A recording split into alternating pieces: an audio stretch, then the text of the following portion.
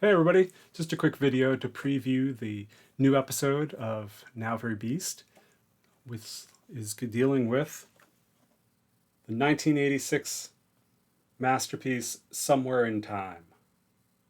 Look at that gatefold.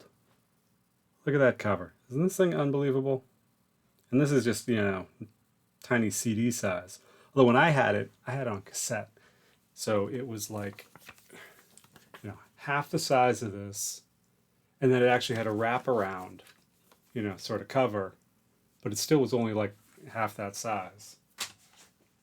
It's just ridiculous. Somewhere in Time is the first Iron Maiden album that I had. The first album new, anyway. I might have had a couple of cassette copies or anything, but this was the album. It came out and I was interested. And it was all thanks to the singles. Wasted Years. Wasted Years is my favorite Iron Maiden song of all time. And it always has been and very probably always will be. Look at this cover. Isn't this thing unreal? I mean, I always had this at the CD size. Actually, before I had the CD, cassette tape. Remember these things? And yeah, that really is my handwriting. I have atrocious handwriting. Although, I don't think it's as bad as that anymore. Probably a little better. But, somebody was able to find the first 10 years for Wasted Years and Stranger in a Strange Land. Tim was smarter than us. He got the vinyl and let me borrow it so I can show this stuff off. Because these are the two best single covers I think that they've done in their entirety of their career. Some gorgeous stuff.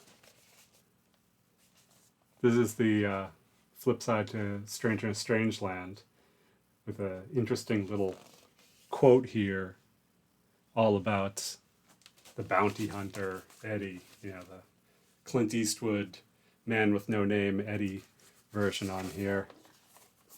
And on the flip side of Wasted Years, you get a caricature of Rod Smallwood, their amazing manager who they completely sent up in the song The Sheriff of Huddersfield. Great stuff. Listen to the episode, I talk about it. Not as much as Nico talks about it, because he's got the inside scoop on it, but it really is a terribly funny story. The other thing I wanted to show you all is, I think I've alluded to these before. I don't know if I've showed them. This was what I got.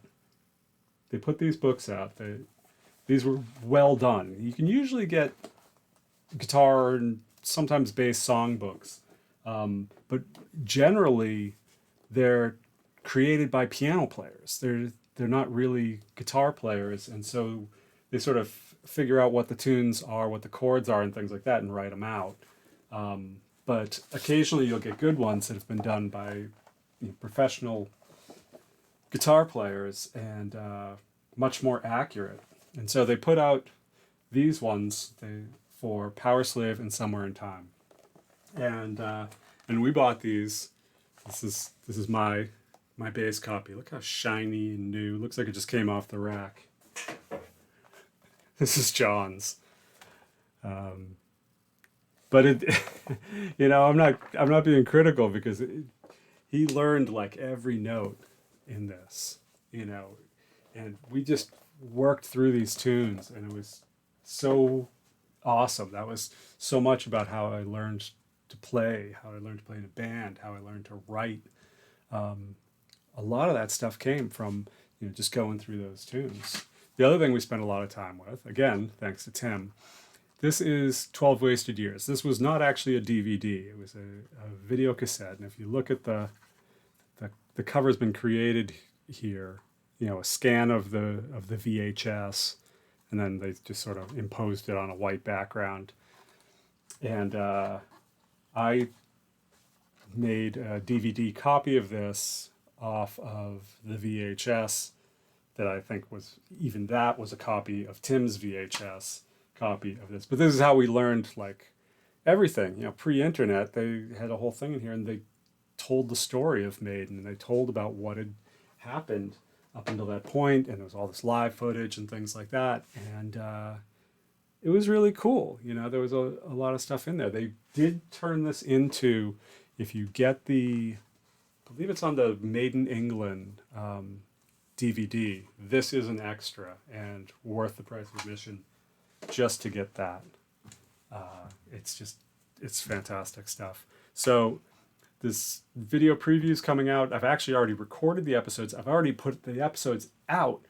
I did them a little bit late this time around, but I really wanted to hit that Friday deadline. So I recorded them first thing in the morning because I got home from work late last night. And so I didn't record last night. Recorded the stuff first thing this morning. And then, I had to work all day, so I didn't have time to do any of this stuff. And ever since I knocked off work, I've been having the worst time. All these technical problems. It's driving me nuts. And so the episodes are already out there, but they haven't made it to the website yet because I was having a problem with the RSS feed on the podcast. So first world problems, I know, but that's where I live. I live in the first world. What do you want to say? Oh, you're going to really enjoy this one, I think. I talked way too long about it. I'll tell you that right now. I did a bonus episode on this. So when I did this morning, it was really funny. My daughter was outside the room, and I said, look, before I work today, I got to knock this thing off. I got to record this thing. And then I proceeded to talk for 45 minutes straight. Just did one take. And I was desperate for a drink. I have one now. Desperate for, because I was just, parched mouth. But I knew as I was doing it that it was going to have at least one bonus episode. I probably should have made two. The final episode comes in at like 30 minutes, which is longer than I'd like to go. But this is just my favorite release in the whole series.